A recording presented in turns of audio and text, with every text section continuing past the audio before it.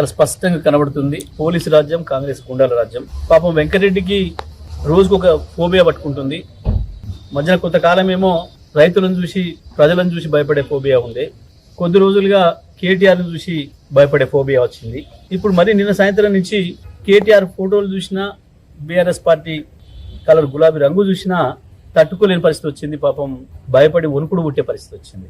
నల్గొండ ప్రజలందరి సాక్షిగా ఆయన కాంగ్రెస్ పార్టీ ఎప్పుడో ఆయన పుట్టినరోజు నాడు పెట్టుకున్న, నెలల కింద పెట్టుకున్న ఫ్లెక్సీలు పట్టణం నిండా ప్రజలకు అడ్డంగా, రహదారులకు అడ్డంగా అట్లనే కనబడుతున్నాయి నెలల తరబడిగా. కానీ కేటీఆర్ గారు వస్తున్నారు అన్న అభిమానంతో మా నాయకులు పెట్టుకున్న ఫ్లెక్సీలు వాస్తవానికి ఇవాళ కార్యక్రమం ఉండాల్సిందే కాబట్టి నిన్న ఉదయం పెట్టుకున్నారు. ఓ 10 రోజుల ముందు కూడా పెట్టలే.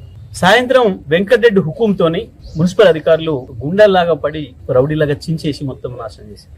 అట్లీస్ట్ మున్సిపాలిటీ ఒకవేళ నిబంధనల ప్రకారం ఏమి లేకపోతే నోటీస్ ఇవ్వాలి. అందులో ఎవరెవరైతే ఫోటోలు ఉన్నాయో బాధ్యులు అనుకుంటున్నారో మా ఎక్స్ ఎమ్మెల్యే భూపాలరెడ్డి కావచ్చు, మా పట్టణ పార్టీ ప్రెసిడెంట్ కావచ్చు, మా ఎక్స్ మున్సిపల్ చైర్మన్ కావచ్చు, ఒక నోటీస్ ఇచ్చి మీ ఇక్కడ ఉన్నాయి తీసుకెళ్ళండి అని చెప్పడం మున్సిపాలిటీ బాధ్యత. లేదా మీకు ఈ ట్యాక్స్ ఇస్తాం ఇంకోటి ఇస్తామని చెప్పడం మున్సిపాలిటీ బాధ్యత. కానీ కేవలం వెంకటరెడ్డిని సంతృప్తిపరచడం కొరకు వెంకటరెడ్డి సోయిలోకి ఇచ్చిన ఆర్డర్, నేను జిల్లా అధికారులందరూ చెప్తున్నా, వెంకటరెడ్డి ఏది పడితే ఆ ఆర్డర్ ఇస్తే చేస్తే మీరు ఇబ్బందులు పడతారు. వెంకటరెడ్డి ఎప్పుడు కూడా మనిషి స్పృహలో ఉండి మాట్లాడడం లేదు, స్పృహలో ఉండి మీకు ఆదేశాలు ఇవ్వడం లేదు.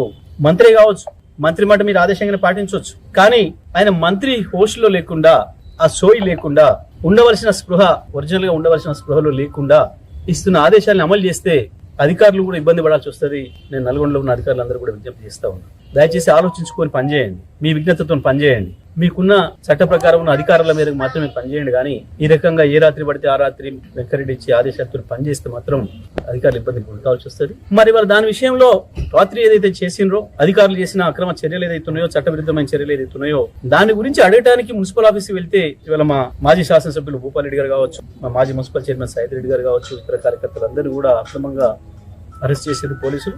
అక్రమంగా అరెస్ట్ చేసిన మా నాయకులు వెంటనే విడుదల చేయాలని చెప్పి నేను డిమాండ్ చేస్తా ఉన్నా. ఈ రకమైన పోలీసు రాజ్యం అమలు చేస్తామంటే మాత్రం కష్టం అవుతుంది. ఎందుకంటే ఇది నల్గొండ జిల్లా అనే విషయం కూడా గుర్తుపెట్టుకోవాలి.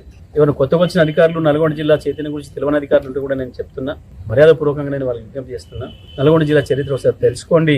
తిరుగుబాటు ఎట్లా ఉంటుందో ప్రపంచానికే తెలంగాణను పరిచయం చేసింది నల్గొండ జిల్లా చైతన్యం అనే విషయాన్ని కూడా గుర్తు చేసుకోవాలని చెప్పి కూడా నేను విజ్ఞప్తి చేస్తాను. ఉండే ఇటువంటి వాళ్ళ మీదనే తిరుగుబాటు వచ్చింది. నల్గొండ జిల్లాలో వచ్చిన తిరుగుబాటు, తెలంగాణలో వచ్చిన తిరుగుబాటు ఇటువంటి వెంకరెడ్డి లాంటి వాళ్ళ వల్ల, వాళ్ళు చేసిన తప్పుడు పనుల వల్ల, సోయి లేకుండా చేసిన పనుల వల్లనే, ప్రజల మీద వాళ్ళు చేసిన దుర్మార్గాల వల్లనే ప్రజల తిరుగుబాటు వచ్చింది. నల్గొండ జిల్లాలో మరొకసారి అది వచ్చే అవకాశం ఉంది. తప్పకుండా జిల్లా అధికారులు, రాష్ట్ర అధికారులు కూడా తగిన జాగ్రత్తలు తీసుకొని పనిచేస్తే మంచిదని కూడా నేను ఈ సందర్భంగా తెలియజేస్తా ఉన్నా.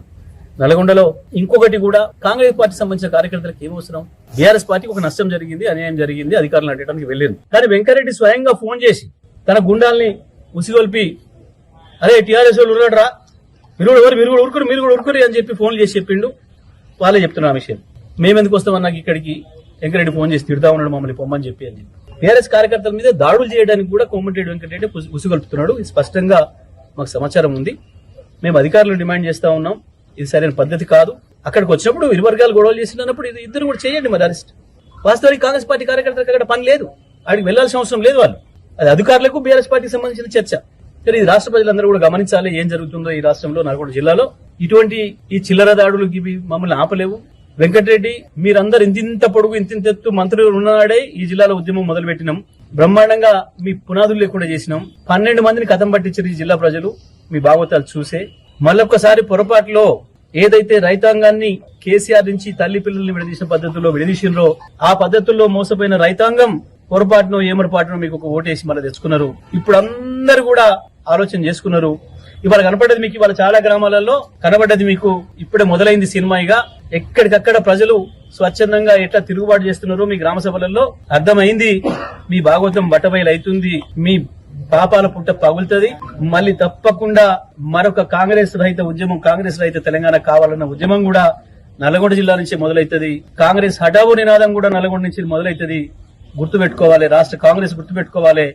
జిల్లాలో ఉన్న ఇతర సీనియర్ కాంగ్రెస్లు అందరూ కూడా నేను విజ్ఞప్తి చేస్తా ఉన్నా, ఇటువంటి చిల్లర పద్ధతులు, చిల్లర దాడులు, చిల్లర వేషాలు మానుకోకపోతే తప్పకుండా కాంగ్రెస్ పార్టీ తగిన మూల్యం చెల్లించాల్సి వస్తుంది.